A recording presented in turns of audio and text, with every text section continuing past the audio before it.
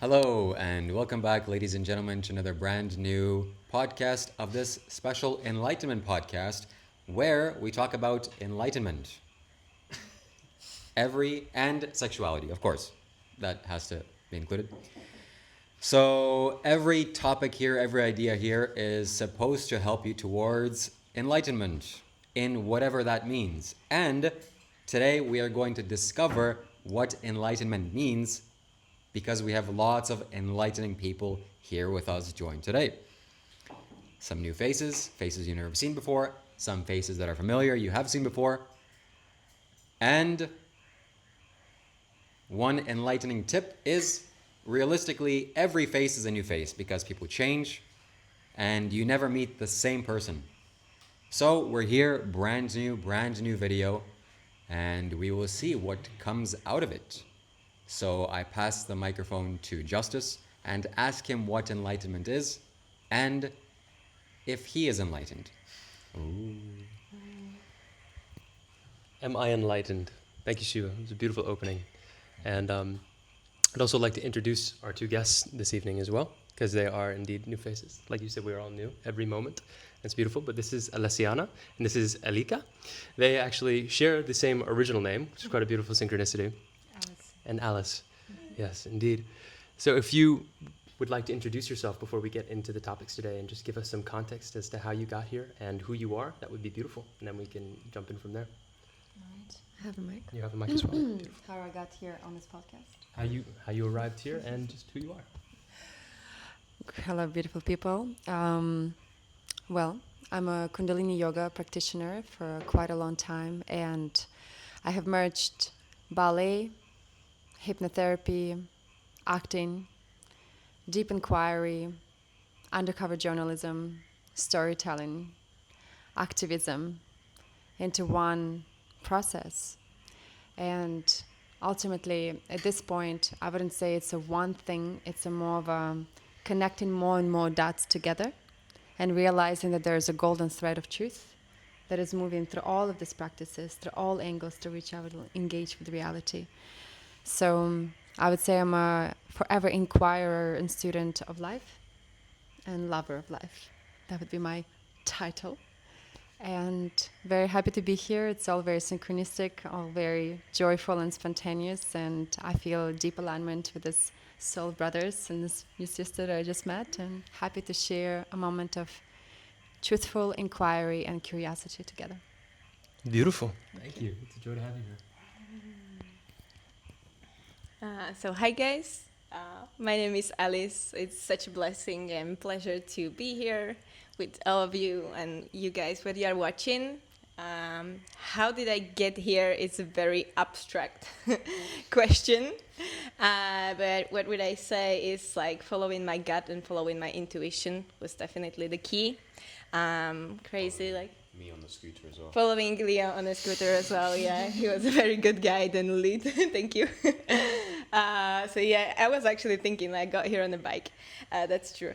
But yeah, I'm just a very creative person, tapped in. I believe I came to this planet to really like awake the humanity and help people uplift with the consciousness and enslave people as well.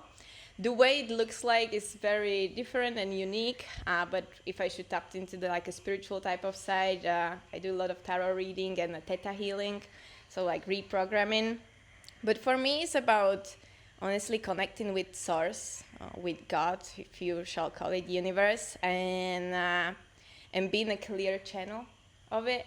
And see what it wants me to do, how I want to serve, how I can serve in the best way possible. So that's through a creation, through social media, through collaborating with the brands in a business when it comes to material side.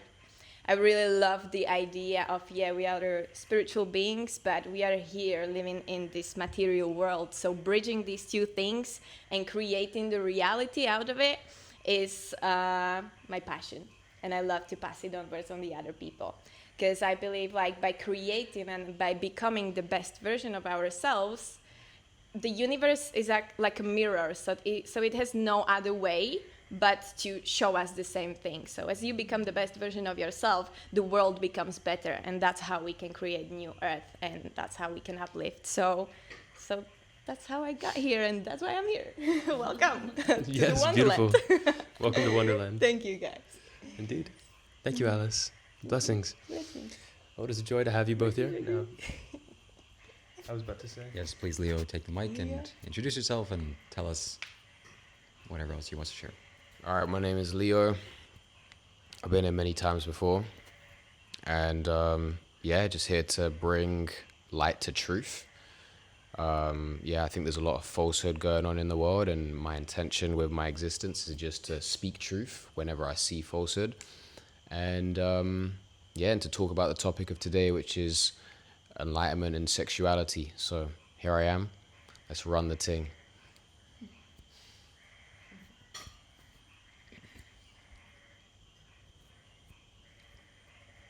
Well, the topic of enlightenment was discussed earlier today when we were having dinner. What is this enlightenment? I've proclaimed enlightenment on my YouTube channel. And some of my close friends, when I came here to Bali, they said, no, this is ridiculous. Don't say this, don't do this.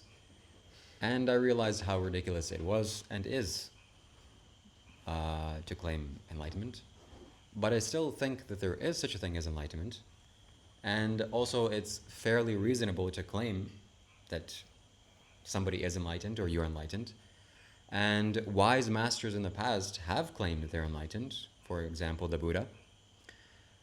And it's reasonable because if you're trying to teach somebody, it's important for them to know what qualifications you have. And the easiest way to do that is to simply say it. Now, you could be lying, of course, or you could be confused yourself. And it's up to the other person in this dynamic to question and be wary and to use their critical thinking skills to find out what the truth is. So what is enlightenment in my experience? It is a liberation of the mind. I think the word Buddha describes it very well.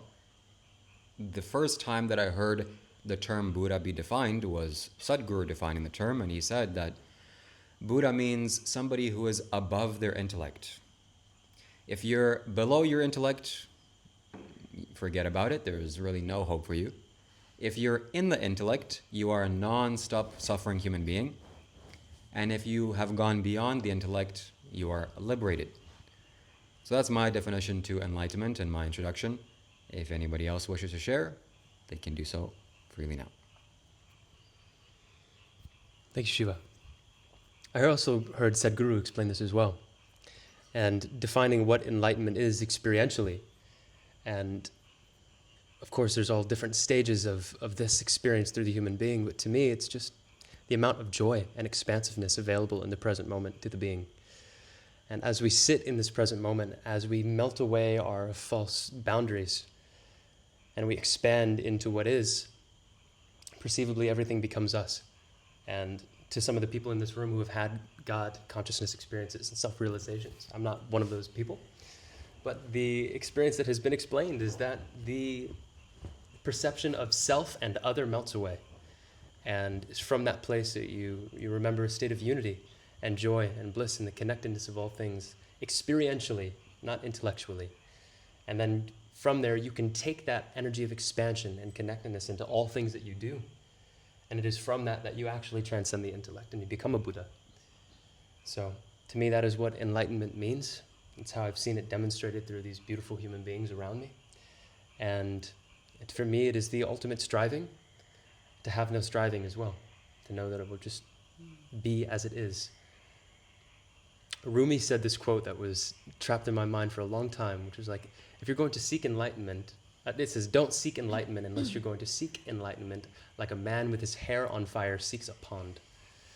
Meaning you run at the thing with all of your vigor and intensity until you achieve that thing and you quench your thirst. And that led to this deep desire and perpetuated this hole inside of me that needed to be filled more and more and more, making me feel emptier and emptier. When I wasn't engaged in this feeling of wholeness and unity, it just made me feel like there was something wrong with myself.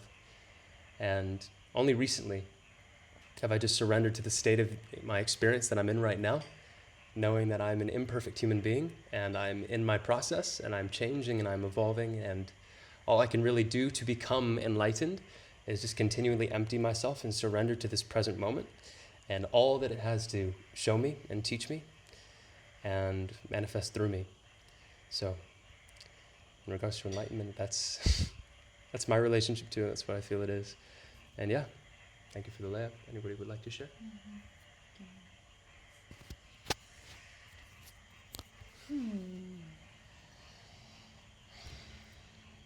Yeah, it's an interesting one to talk about enlightenment among unenlightened people, and yet curious enough people to lean into the presence of each moment, right? And in one point you could say, what a ridiculous thing to do. Like, it's like sitting on the bottom of the mountain and putting on the top of the mountain and saying, it's like this over there, except you're not there, right?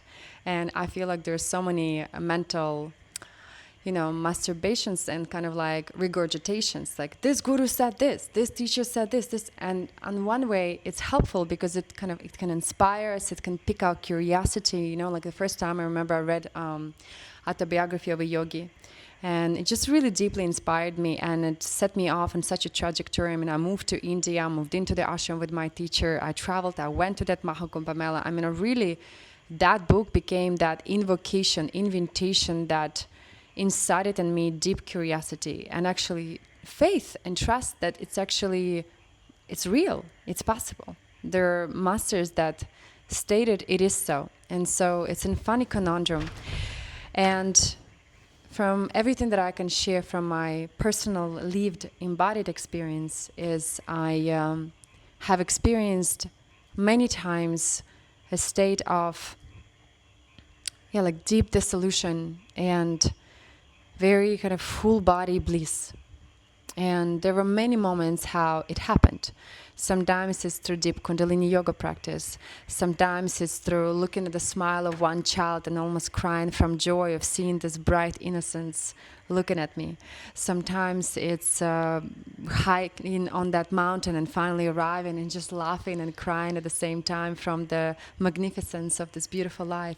Sometimes it's surfing, sometimes it's making love, sometimes it's drinking ayahuasca. I mean, there's so many levels in which we can touch on that thing, upon that moment of profound easiness, we could say.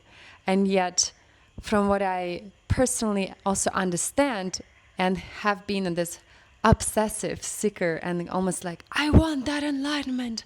Like, the real enlightenment is when you actually have it all the time. You don't want it anymore because you are it.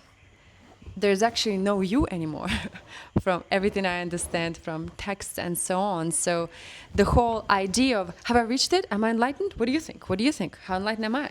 Like, if you're in that thought loop, guaranteed you're most likely not enlightened. Just enjoy the journey. And the whole other question I'm kind of like pondering is like, why do we want that thing that we haven't even experienced, right? Like, what is it there? And the closest again that it just keeps winking at me is that unification with everything in that delicious, joyful dance. Like, I so deeply relate with what you mentioned. I would even call it as audacious as just profound love affair with each moment. That anyone you engage with, anyone you talk to, each moment is this delicious, like, how do we make love in this moment? And I don't mean in this like leaky tantric way. I mean in this present two souls dancing moment by moment, catching each other in each moment, not missing a beat, playing this ping pong of truth, ping pong of curiosity, ping pong of inquiry. And you really are playing this ping pong with everything, right? Like, whether you're cooking a meal, you can cook the meal lovingly and playfully and with lots of joy, or just kind of throwing the food in there and not even care what it is. And the same with really everything, the way you pray, the way you make your bed, the way you talk to your loved ones, and the way you talk to your stranger. So I would say the more we dissolve into that delicious, blissful dance, love affair with reality, whatever is our method is, the more hopefully we can dissolve into the easiness. And I trust this is the periphery in which this enlightenment lays. That's it for now. Beautiful. Thank you for sharing this. It was amazing. Yeah, I really like how you pointed love, because it is really love. Um, for me, the way I see enlightenment is, if I put it like in a very simple way, is being in the present moment, like living in the present moment on a consistent basis. Because like when you really tapped into the present moment and tapped into your whole energetic body, that's where you tapped into that feeling of like fulfillment and wholeness and unity and love, because the love is the source of basically it. When you tap into the present moment, there is no problems, there is no issues, there is nothing. The problems are only in the past or in the future, where your ego tries to keep you stuck in your head. But when you really like breathe and tap into the present moment, that's where everything dissolves and you can experience this blissful moment. And so it takes practice, of course, but the more you can practice it, the more you can feel it and the more you can live it. And it's like you said, it's like the play of love, because when one person is present, like fully present, and is channeling this divine source, this like unity, and another person is just the play of these energies, and like it's the unity.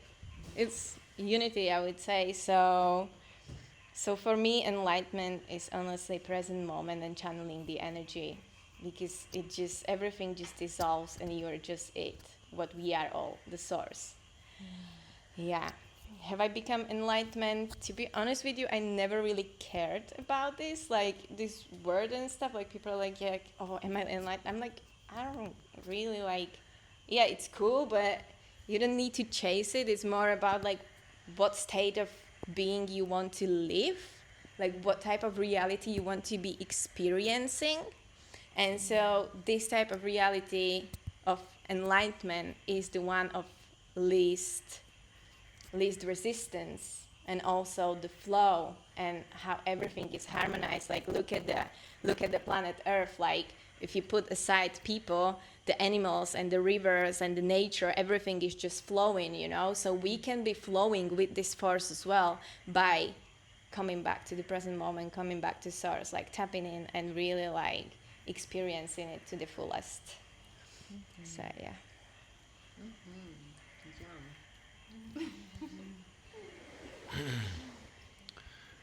I would say enlightenment is death. Enlightenment is the death of stories, death of being a separate individual self. It's the end, really. It's the end and the beginning simultaneously.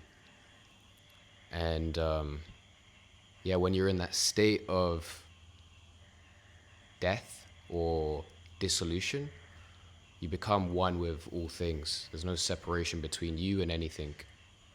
And so that's why seeking ends when you have an enlightenment experience, because you're in this state of completion. It's like there is nowhere to go. There is nothing to do. You already are it. And so, that would be my definition of enlightenment. I also think sometimes, I do think there are levels to this thing as well, right? Like you can have a dissolution, but that's not the end, right? I think the highest path is God union. And so there are many times you'll meet someone who proclaims enlightenment or has had an enlightenment experience, and then they're sitting around in the state of non-duality, everything is complete, everything is as it is, but it can become a bypass of life. And so I think the highest truth is embodiment of God, God's energy. You become one with God, and when you're one with God, then you go out into the world and you're flipping tables and you're speaking truth and you're bringing life force energy, serving a mission, And that's why we find so many different aspects and expressions of enlightenment. Some people just sit around and do whatever, sit in meditation, and others go out and really change the world in some ways. And so that's my my perspective on that. Say again? Yeah. Something we also like kind of spoke at the dinner just earlier, right? That how enlightenment can look so different from the outside.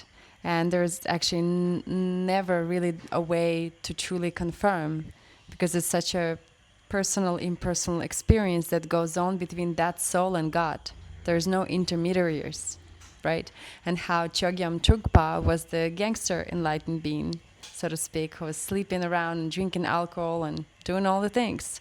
And then there's Hagen Amma, who is, yes, a loving divine mother, but can also reveal her Kali and hiss at her devotees when they misbehave. And so it's the curiosity is like, also can we not attach ourselves to form, and especially idealized light and love form, and actually see that it's all of it kind of, it can have million of expressions. Yes, 100%. I mean, I think we have this perception that enlightenment is love and light, which I think is bullshit, to be honest. Enlightenment is like you're fully surrendered. And so when you're fully surrendered, whatever authentically comes up in the moment is an expression of enlightenment. And that could be rage, it could be sadness, it could be joy, it could be anything, you know? And that's the nature of life. Life is all of it. And so, yeah, that's my perspective on that.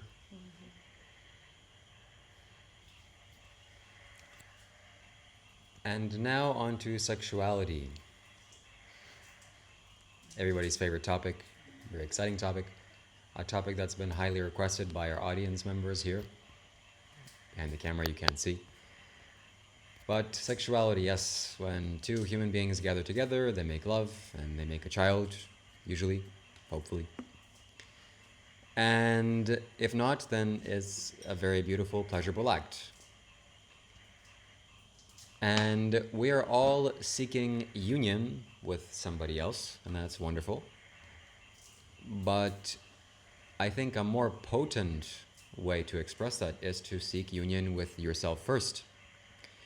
Because what you're craving for outside, the pleasurable sensations or love or connection or joy or happiness or whatever you think the other person may give you or can give you, you should give yourself that first. Because only you can give yourself that. Maybe the other person will give you permission to make yourself feel that, but fundamentally, you make yourself feel that first. Yes, I pass the mic off to whoever wants to share.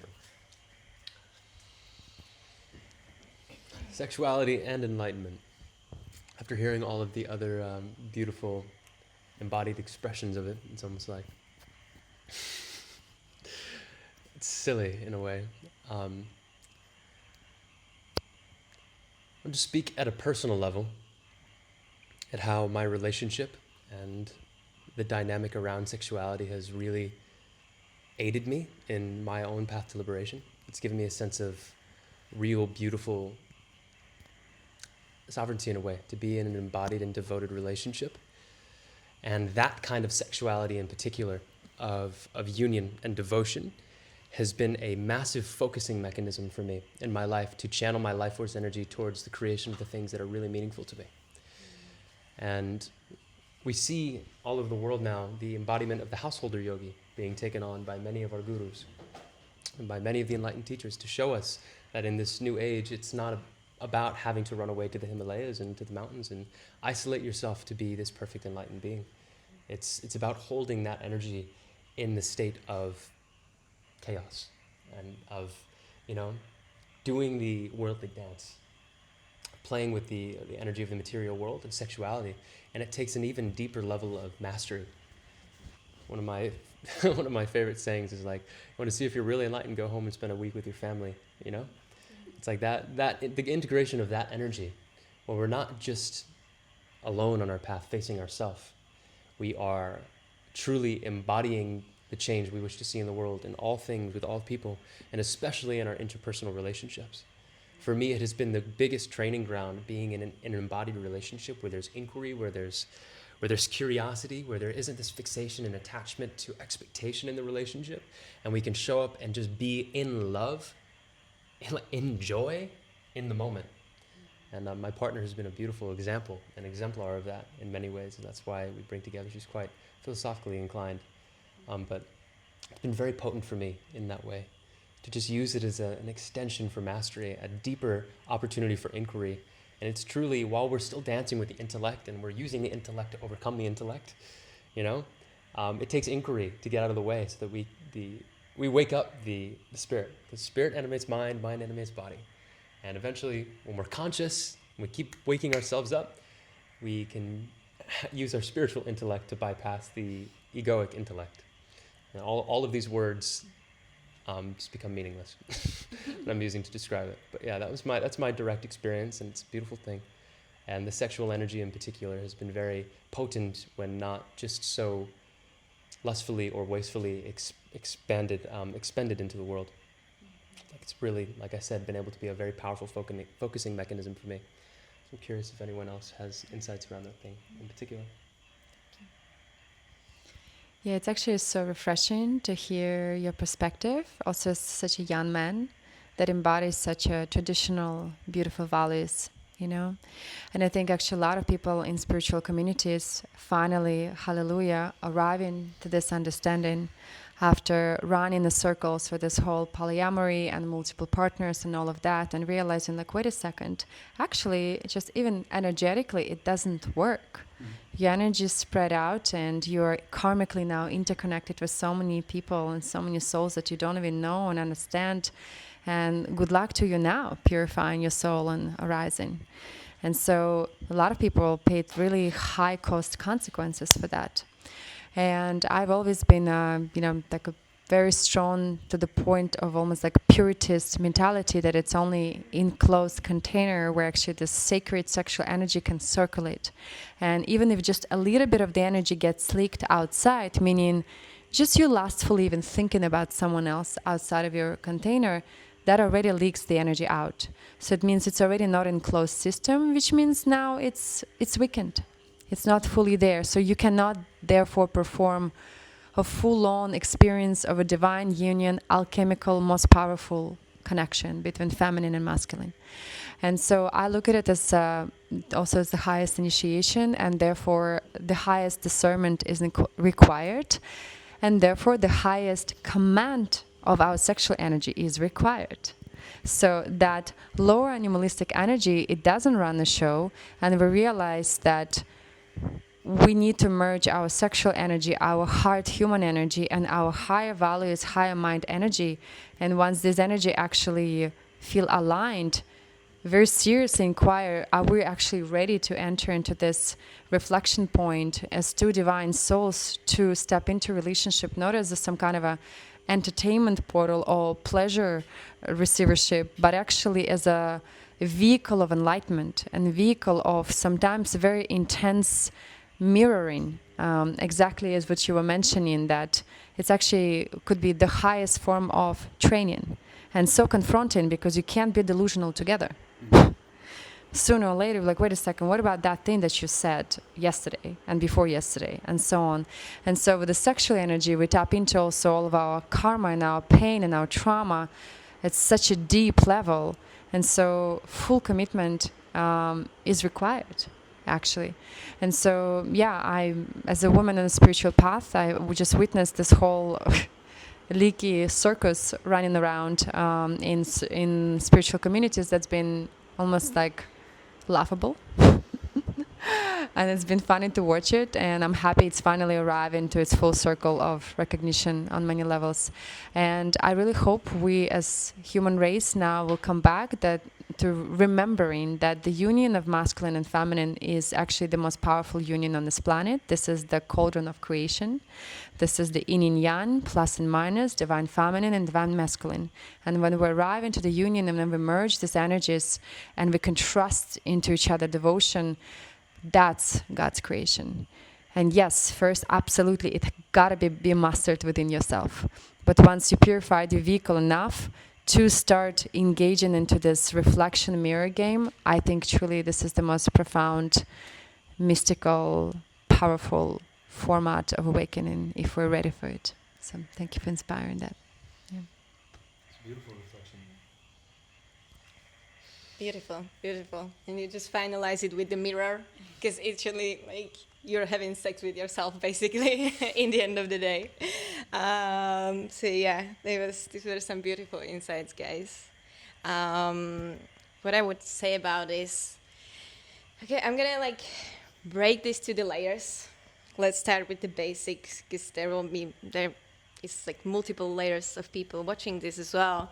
So first of all, it is an actual energy exchange. So if you are going around and fucking with anyone who you don't even know, letting people like get close to your body and exchanging energy with them, then don't be surprised that you don't feel well, that your things doesn't go the way you want, that your manifestation don't work, or anything, like, because it is actually like affecting your reality.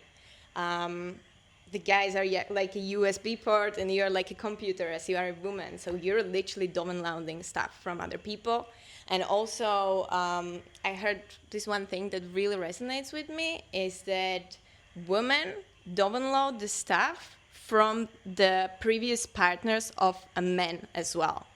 So this is something to keep in mind. Now you don't need to feel bad about yourself because you've been doing it up until now. You can just clear the cords, clear the energies, and mainly like call back your energy. So that's step number one if we're starting with absolute basics. And then as it continues, like, for example, personally for me, before I wasn't conscious about this. That's why I get really like, this is a topic that I like to talk about, because I meet like, especially girls friends, or I even have like one of my best friends, guys, he's like my brother, and he just slept with this girl, and the next day he felt so weak, he felt so bad, and he was just looking at me like, how do I feel, why do I feel like this? And I'm like, bro, you just slept with this random girl that you don't even know, like, you literally soak in someone else's energy, and he was like, oh, it makes sense. So, I'm the type of person that I'm super picky even with who I speak to, not the other stuff, but it was a progress, because before I was in this layer one, so I really know what I talk about, and I really did a lot of energy work on myself to clear this out and to tap into myself, tap into my feminine, tap into my self-love and self-worth. Because once you understand the value of yourself as a being and the value of yourself as an energy, then you really start to understand, like, you're not entertaining just with anyone. And if you want to build and create a beautiful life for yourself, therefore create a beautiful life for the planet Earth, you're conscious with who you are co-creating this.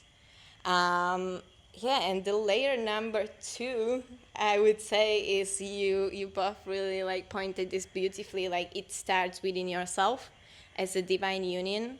We all seek in the divine union, but if you seek something outside, like, you're just going to be chasing something outside. It's all within you. So like balancing the masculine and feminine energy within, like tapping into it, you can educate yourself on it. Like, you can go on the YouTube and type. If you feel like as a woman you're like too much in your masculine, then go and seek and search for the things like how to awake my feminine energy, like how to tap into my feminine energy.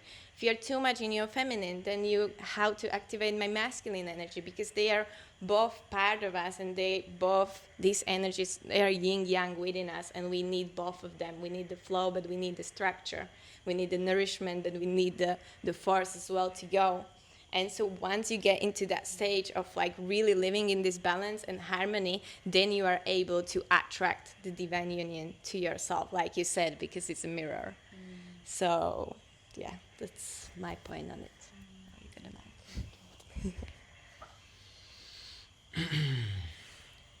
I mean, there's a lot of great points I think everyone shared. I think the whole polyamory thing is a whole new age demonic implant, if you ask me. It's like everything is love, and so therefore I'm just going to sleep around with everyone because, love is present in this moment. I think it's bullshit, to be honest. And like you said, it's you're leaking energy. It lacks integrity. And I think as you raise in consciousness and you become more in union with God, your integrity raises as well. You start to honor your energy and other people's energy, for that matter, more so. And so, I think as you start to go deeper on this path of awakening and coming into inner union, the need to engage in brief sexual encounters starts to decrease from from my experience. Now, of course, we're human beings as well, right? And so, like, there are desires that come about. You know, I don't want us speaking here like we're these holy, enlightened, divine beings. Like, I mean, even today, I was sitting with myself in meditation. I was feeling strong, lustful desire. I'm like, fucking hell, what do I do with all of this?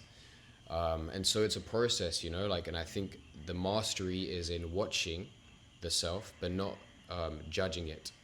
You know, we're human beings. We have desires, and it's important not to create repression, you know, and to shame that aspect of ourselves, you know. But yeah, I mean, that's my perspective on sexuality. Beautiful reflection, bro. And like you said, it's important to acknowledge it as well, that we are human being in this experience, and we are going to deal with all of this energy moving through us. We have 7 chakras, right? We can't not just fixate and operate from only 1 or 2. So it needs to be integrated, not repressed. And the whole process, the focus of alchemy is to transmute that energy, to move it up the chakras, to move it through the body. And when you sit in meditation and you look at that thing, what you're doing is you're opening the channel for it to be moved, right? Like I'm only 21, so I just came out of my, you know, crazy horny high school phase, basically. Coming like this very, very young era of my life. And the only way that I was really able to get a grip on that is through extreme diligence and integrity with my mind, and not getting angry at myself when I had a lustful thought, or I would like have lustful judgment, or I perceive that in my environment. But I would just sit there and I'd look at it, and I'd look at it until it just became stupid and funny and ironic. And I'm just like, okay, of course, there it is, right? It's the primal desire. And I had this playful relationship with it until eventually it just dissolved. Right? And the integration is when it's no longer a clinging, it's not a resistance. And this non-resistance and the integration of opposites within the self first, in particular, in my relationship, is what I've noticed has allowed it to flourish so impactfully. Something my dad said, and I was in many relationships before this, it's like, when you come into matrimony and you're trying to come into divine union, it's like you can't come as 2 halves to make a whole, right? Then you're just 2 halves trying to fill up another half, right? That's the universal math doesn't actually add up in terms of energy when we try to fill each other up and we're not complete and whole. So the process of individual enlightenment and the realization, the full acceptance and embodiment within the individual must take place in order for there to be true balance in the relationship. So my priority when I called in this relationship, I was not looking for a relationship at all. I was fully immersed in my self-mastery, and it was from that place of confidence and trust and balance and integration that it just naturally manifested in my life. And I was like, oh, there's this beautiful thing because I can now hold the energy. It's like, okay, it's like, of course, yes, beautiful, let's go here. And it's almost comical how little turbulence there's actually been over the last 2 years being in this dynamic. It's such a beautiful thing. And I'd attribute it to, number one, that both individuals being focused on their self-mastery and that not changing. Acknowledging and honoring the sovereignty of both individuals and the creative life force and liberation, the path of liberation that has to happen within each individual, right? If you're now in a relationship and now clinging to your partner's desire or like trying to control their identity as a part of it, guess what? You have some energy that you got to sit with too. You have to liberate any desire to change or control another person. So when you sit in a relationship, like in my dynamic now, there's no expectations. Like, my partner has showed me this so beautifully. I say she's enlightened. She just has absolutely no idea, and that's why she is. And she's just in such gratitude and joy in every moment. Like, and if I open the car door for her, right, she giggles and laughs and smiles about it like I'd done it for the first time. We've been doing this for 2 years, right? And it's like that kind of joy and just gratitude for the present moment.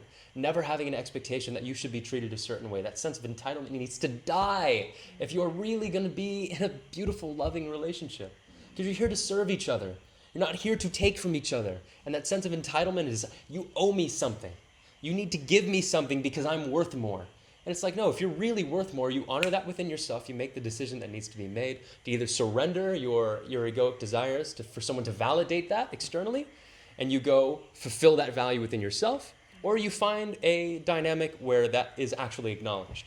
But you don't have to force that out of somebody. And it's not your responsibility to try and change someone. Oh, my good Lord. One of my favorite sayings about this. I actually used this when I was separating from my last partner. I was like, I can't say it better than the master, so I just quoted the book. Don Miguel Ruiz in the Four Agreements. We talk about our relationship to love. It's like, people change because they want to change, not because you can change them. Your love will not change people. And the truth is, if you want to be in love and be in a relationship, it's best to find somebody that is already exactly the way you'd like them to be, and vice versa, that you're the way you'd like them to be, than it is to waste your time and energy trying to change someone to fit your expectations or desires. Right? Of course, step one is eliminate the expectation and desire. Of course, holding that integrity that you want to be with someone who can meet you where you're at, but at the same time realizing it's like, you don't have to go out and search for this thing. You don't have to go out and cling to this idea that I need a partner to come and complete me. Your magnetic half will meet you when you have met yourself with full integrity, and that highest expression will be made manifest.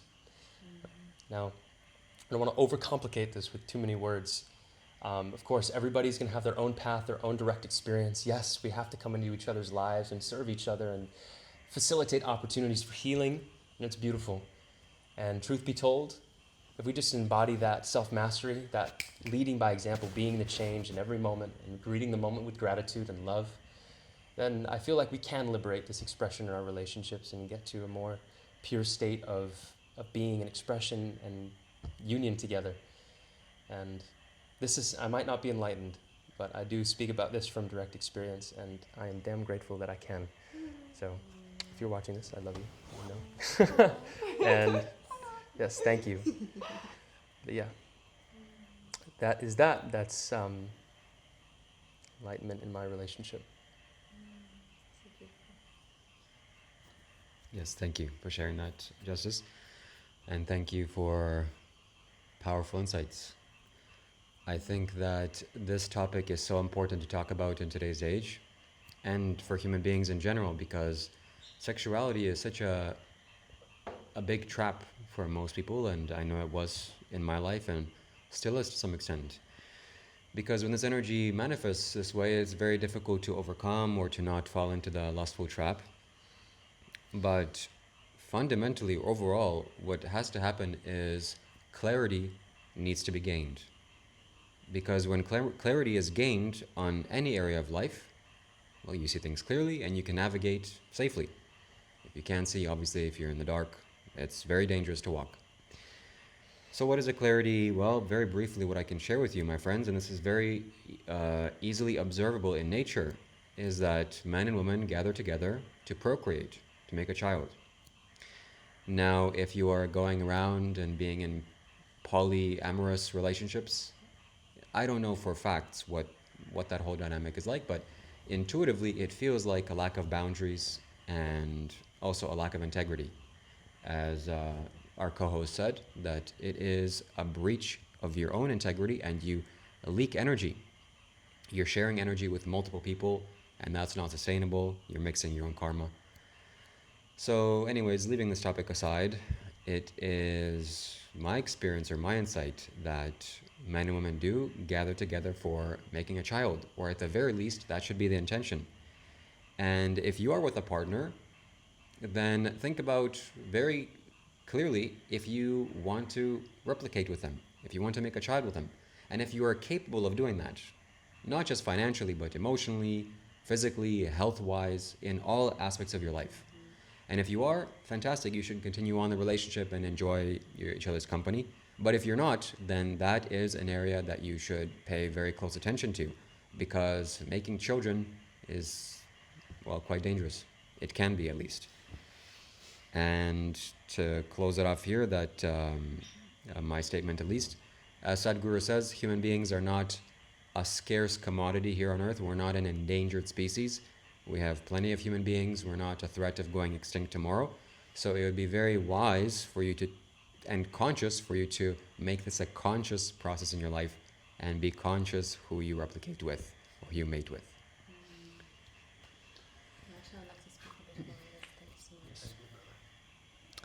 Yeah, thank you so much for speaking into it. And I think, this is such a good litmus test paper, right? Like if you're in a relationship with somebody, and even if you're just not sure yet, you're like, I'm not sure yet if my partner. Well, just imagine for a moment if you got pregnant. What's the first response that's going to be in your body? Are you happy or are you terrified? Well, that tells you everything. If you're in the right relationship or in the wrong relationship. And if you're in the wrong relationship, what kind of business have you got to be inside of this person's body? What are you doing there? Oh, for pleasure. Oh, for lust. Oh, because you haven't found better yet. Oh, because you're bored. Oh, because you're lonely. It's all of that.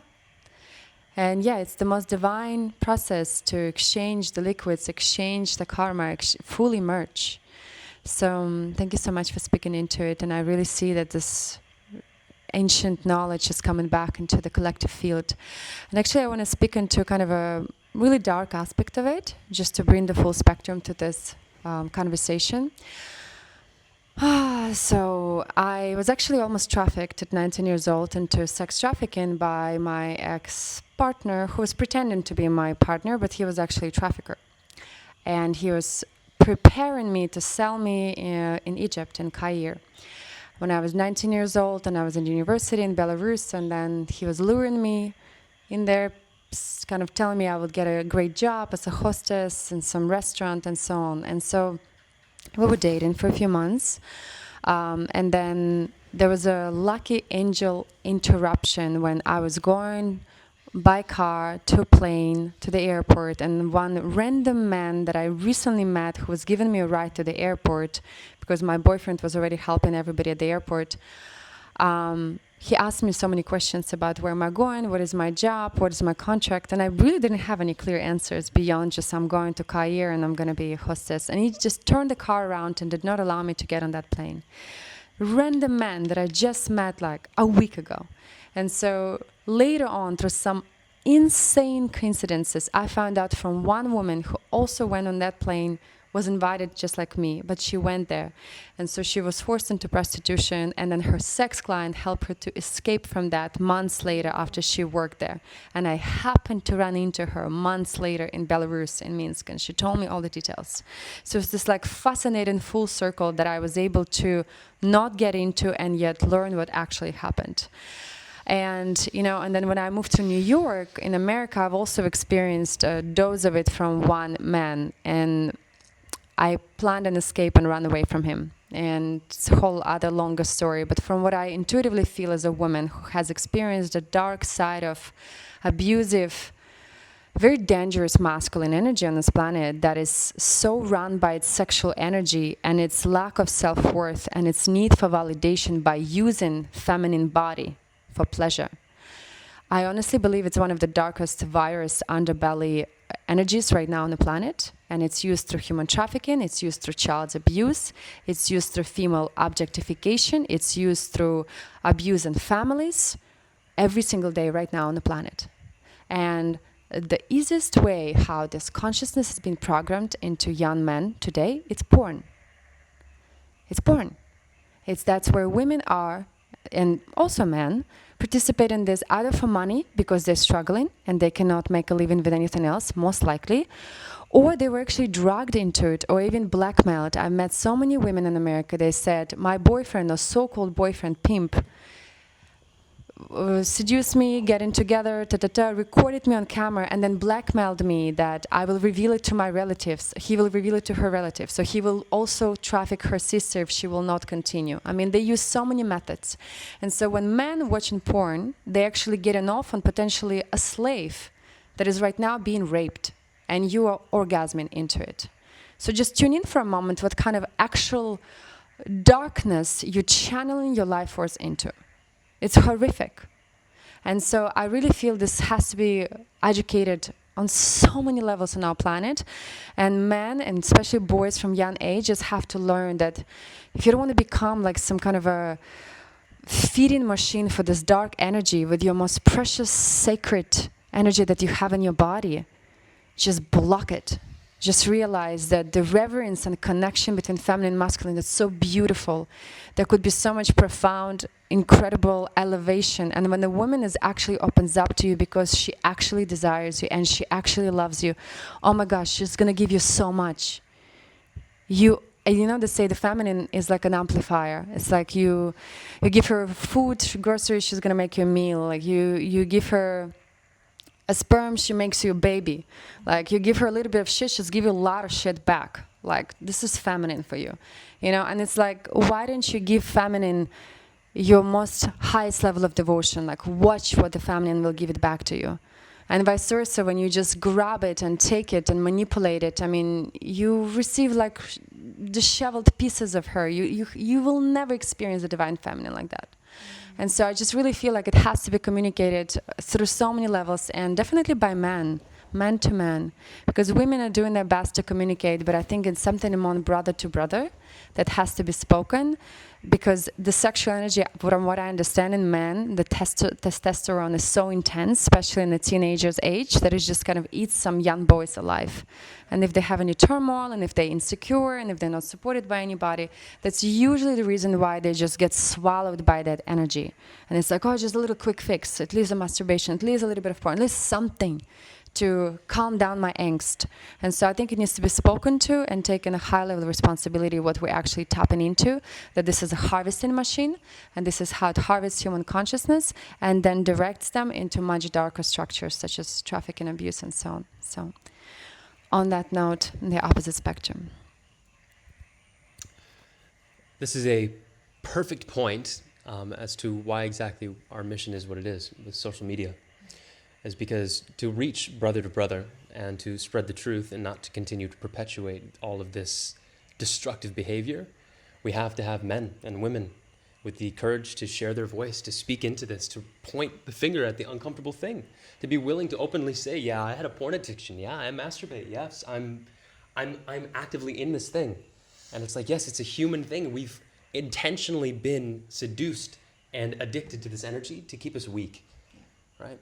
And it's a dangerous thing. We, as crazy as it might seem to some people, at a deep level, you know there's darkness at the highest levels of control in this world. There is a deep, deep, sadistic darkness that wants to control and manipulate, and it's there. And the only thing that we can do to truly rebel against that is liberating ourselves, and through that, doing our absolute best to be in service to others and their liberation. And you have to speak the truth. You have to be honest about where you're at. You have to confront these behaviors, these habits, these desires with honesty and compassion in yourself and in the people you interact with. To hold space for your brothers if they're going through it, you know, like this is, we gotta sit with this thing. We have to be able to be here for each other and enlighten each other as well to the options for transmutation and what is out there, what potential there is to use your creative energy to create the life that you want. As a man, you know, the hustle culture is a really big thing. It's like we're out here trying to create, we're dancing in the material world, and pretty much everybody in this villa can speak into this. It's like when we release our creative energy, there is a change in how we express ourselves and go about manifesting our desires. And for me specifically, like I know when I let go of that sexual energy, I lose 80% of my potency as a man. My voice goes up, I start talking all up here, and it's my creative potential goes away, my creative ideas go away. I'm no longer in the shower getting downloads. It's like I sit down at my desk and I'm just dissociated. I start scrolling on Instagram. It's an addiction cycle. And you cave to the desire of the flesh. And the road to enlightenment is through liberating this unconscious habit of caving to the desires of the flesh. We have to truly spend the time to observe ourselves and be conscious enough with our process that we're not sacrificing all of this energy and letting ourselves be siphoned by things that we don't even understand. Like even I was exposed to porn in 2nd grade. Like fucking ridiculous. And as you were sitting here telling me these things, and I'm thinking about it, I was like, wow, I've really been exposed to so much darkness and so much lust. It's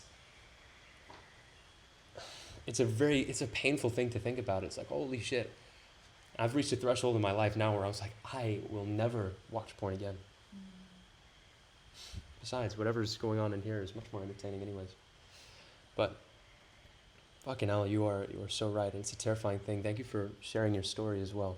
And I'm very happy that you're here to be able to share that story. And hopefully that empowers some women with the foresight that you might need to liberate yourself from ever being in a situation like that. And once again, it comes down to self-mastery, not looking for dependence or validation in anyone or anything outside of yourself, and mastering your creative energy and your liberty and your sovereignty, so that we don't place ourselves in the hands of people that we don't know or don't trust, and place our energy in the hands of people and things that we don't really know or trust. So yeah, that's that. Would you like to speak into it a little bit? Yeah, I would like to touch upon this as well, because yes, I very much agree. It's a lot of self-realization and the control between men and the brotherhood and for men, but this is not just men's work. Like, this is an inner work that women should do as well, because a lot of women let the men do it because of the lack of self-worth and lack of boundaries and lack of self-love. Like, if you're going out just because you're seeking the outside validation, you're seeking the men, you're chasing the men. There is so many women that are chasing men. And I'm coming from an experience of this as well, like being in the masculine energy and then wonder why men act the way they do. Because you're doing their job, like literally. If you tap into your feminine and you attract the things to you and let the man be the hunter, then he will find you. But the point where I'm trying to get to is like, when a woman make it so easy, I mean, I live in Canggu. You guys know what is Canggu. If you know what is Canggu, you know. If you don't know, it is a city in Bali, which is like a jungle. And so I lived there before, so I did my jungle part. Now I came in a very different state of mind and I'm very much awake. So I don't entertain these like party scenes and stuff like that, but there is a lot of going on. And there is so many beautiful people. Like, the amount of beauty around is extreme. So you can change one partner after another, like for lunch, breakfast, and dinner, right? And I know people that literally, like, girls, she's walking on the street and the guy meets her on a bike. She hops on his bike, they have a food, and then they go to her place and they fuck. I mean, you know, then don't be surprised that men are taking women easy and they're doing these things when women let this do.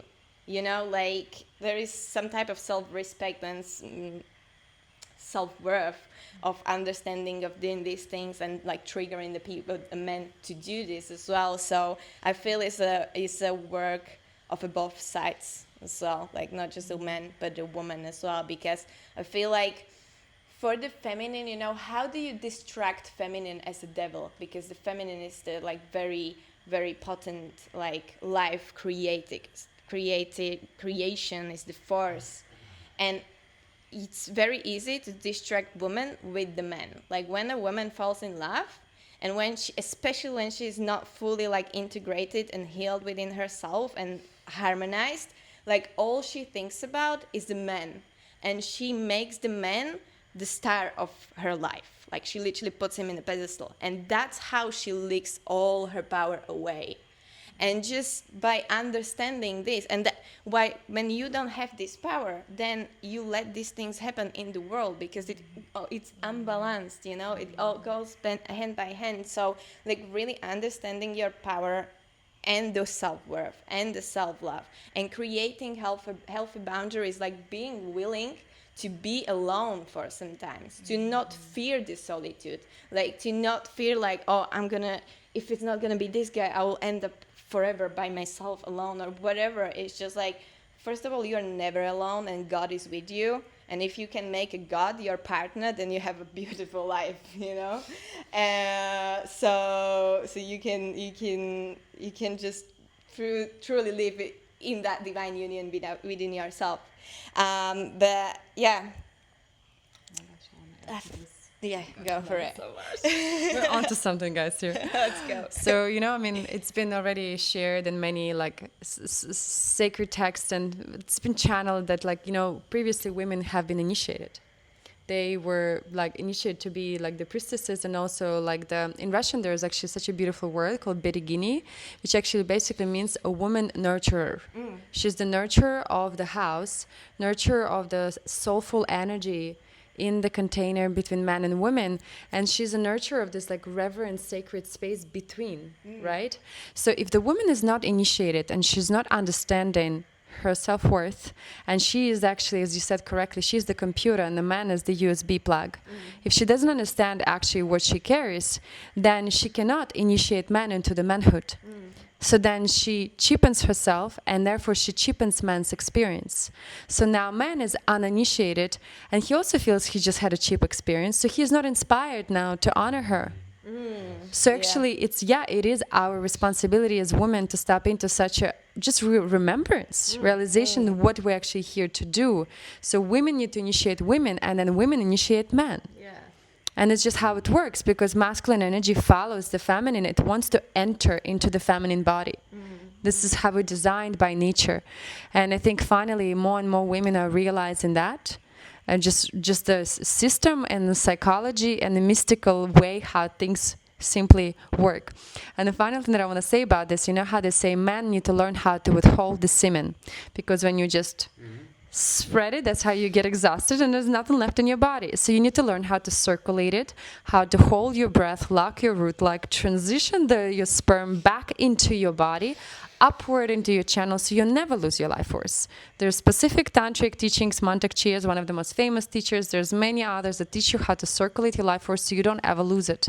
Now, one of the few sacred times that it's worth to lose it is to create a life. Exactly what he mentioned, with intention, with visualization, with open hearts, and now just say, okay, let's really open this. We're both so devoted to it. So that's on the man's part. On the woman's part, from what I feel, we're also here to withhold, but withhold access to us before it's too early. And basically not open our legs and our body until we feel the man is actually ready and he appreciates and he senses you on many levels. Not just the sexual excitement, on many levels. He sees your soul, he's seen you laugh, he's seen you smile, he's seen you being a total mess, he's seen you being embarrassed, and he still really wants to share this essence with you. And so if women learn how to withhold this, then men will learn how to withhold there. And this is the equal responsibility of both, and this is the tantric practice. And I feel we finally, as a modern, humans that just came into pretty messy situation, figuring out and stumbling like blind kittens and figuring out as we go. So we can definitely cut ourselves some slack for mistakes we've made or whatnot, right? None of us receiving initiations these days, and yet, thank God we're figuring it out. Yes. So thank you so much for speaking into it, the responsibility of the feminine. Yeah. Thank you too. Okay, I'm just not sure which side is up and which side is down. Okay. You got it. I think it all comes to remembering who you are in your car, and that's coming back to the enlightenment, and that's coming back to the present moment. Because when you tapped in, then you remember, and more you are able to download and receive of the information, and whatever. Even when you're listening this, you're not learning anything new. You're just remembering what you already know. Exactly. And so you don't need to take whatever we say and you can just go and fuck around. It's your thing. But if it does really, really resonate with you, that there is probably some inner work to do. And I'm going to say that again, do not feel bad about yourself, or do not judge yourself if you have been living this way until now, because now came your time to actually understand it. Now you have evolved enough to be able to receive this information, and what you're gonna do with it going forward, that's totally up to you. But I believe once this codes awake within you, you're gonna now see it everywhere, and more you get tuned into yourself, the more and easier it becomes to you to act in appropriate way for your benefits and for the benefits of all. Brilliant. It was really brilliant what both of you just shared as well. Can I speak into this just for a moment? So 2 things. Number 1, the way that you explained the woman withholding that access is the real initiation for the man. I've experienced that directly in my relationship. It's like we are the hunter. There needs to be a bit of a chase. And that's the initiation for the man, to be able to hold that energy with reverence and honor and integrity while it's there. Because it's through the chase that we purify ourselves, right? We're going through our own initiations to see whether or not that energy is really in integrity with our highest good and our real desires and where our desires are coming from. So there needs to be a chase. It's not supposed to be easy, right? So it's a beautiful thing that you shared that. I definitely have experienced that in my life. And also to the boys, like when I learned to retain that energy, my sex life got way better. I'm just saying, you should definitely learn how to do that because it is very beneficial for both parties. I'll just say that. So, yeah, good advice. Yeah, I mean, look, final thing I would say, I think everyone is speaking facts here. Look, once you reach a state of inner union, it's like those lustful desires just seem to dissipate. I think lust and the intensity of trying to get something from a woman really just comes back to unworthiness, not feeling good enough as you are.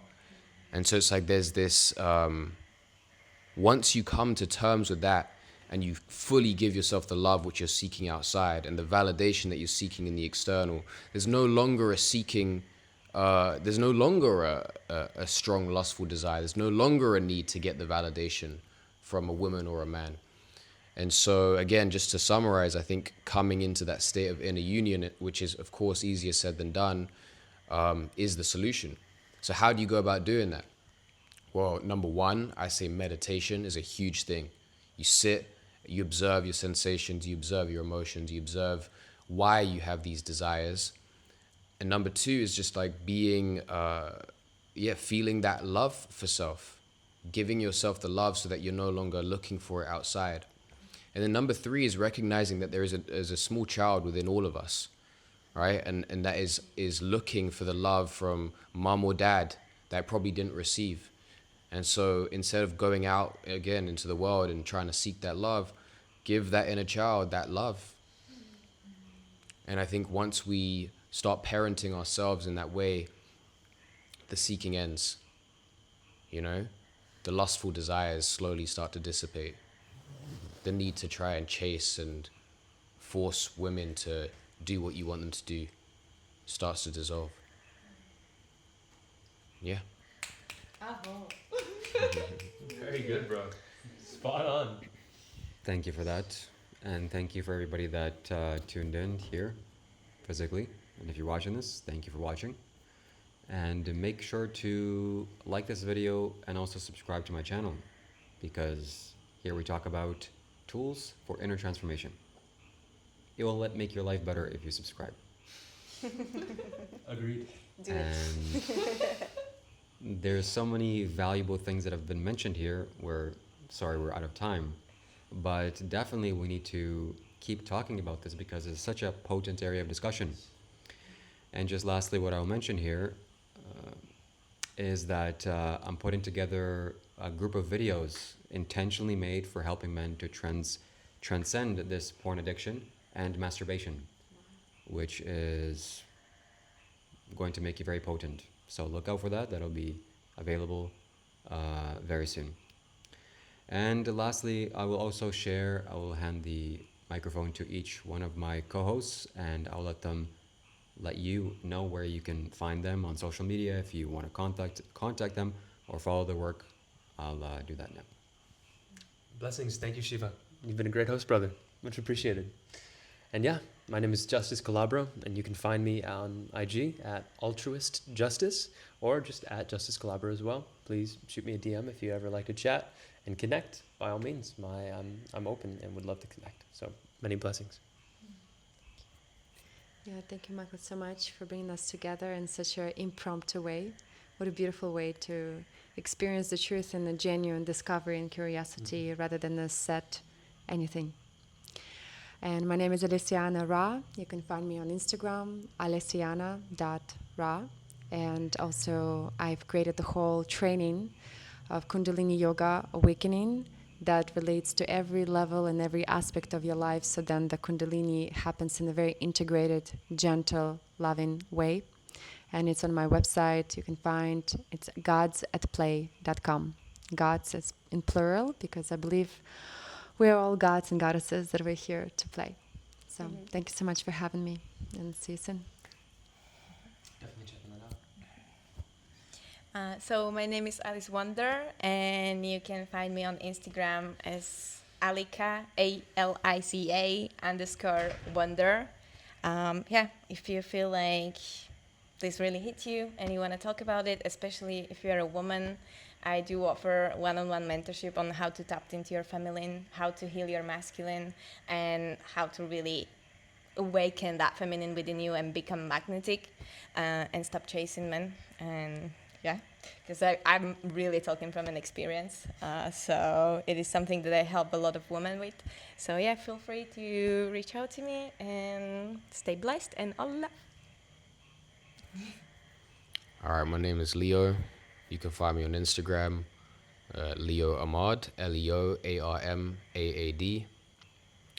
If not, I'll be strolling around Bali for the next few years, so you might find me here. Blessings. Thank you very much for watching. Leave a comment, leave a like. Let us know what you thought about this podcast. If you have any questions, reach out to me or anybody that was mentioned here. And we look forward to seeing you in the next video. God bless.